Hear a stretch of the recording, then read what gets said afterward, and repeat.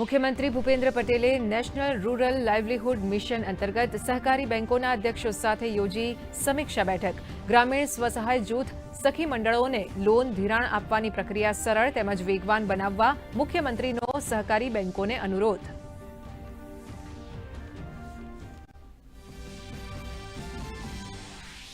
રાજ્યભરમાં કુલ 3243 શિક્ષણ સહાયકોને એનાયત કરાયા નિમણૂક પત્રો.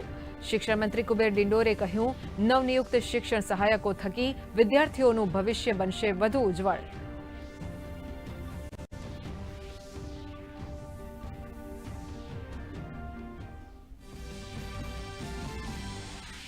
રાજ્યમાં સિઝનનો નોંધાયો 46.89% વરસાદ. કચ્છમાં સૌથી વધુ 56% વરસાદ.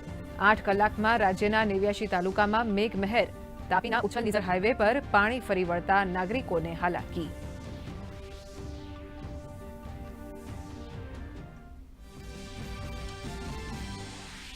રાજ્યના 206 જળાશયોમાં કુલ સંગ્રહ ક્ષમતાના 55.18% પાણી સંગ્રહ. 24 ડેમો છલોછલ, 37 ડેમ હાઈ એલર્ટ પર. આપતકાલીન સ્થિતિને પહોંચી વળવા રાજ્યમાં એનડીઆરએફ અને એસડીઆરએફની 33 ટીમો તૈનાત.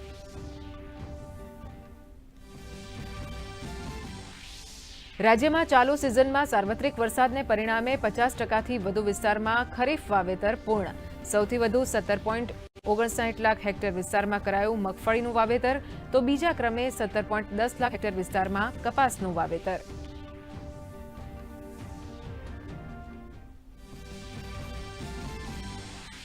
બ્રાઝિલની રાજકીય યાત્રા દરમિયાન પ્રધાનમંત્રી નરેન્દ્ર મોદીનું બ્રાસિલિયામાં ભવ્ય સ્વાગત. ગાર્ડ ઓફ ઓનરથી કરાયા સન્માનિત. રાષ્ટ્રપતિ લુલા ડિસોલ્વા સાથે કરશે દ્વિપક્ષીય બેઠક. આતંકવાદ સહિત કૃષિ અનુસંધાન જેવા ક્ષેત્રોમાં સમજૂતી કરાર થાય તેવી શક્યતા.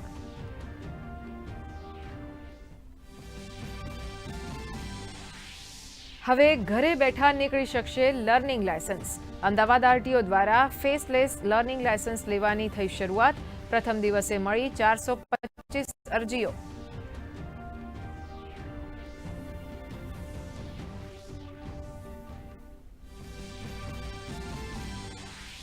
રાજ્યમાં જીએસટી લાગુ થયા બાદ કરદાતાની સંખ્યામાં મોટો ઉછાળો.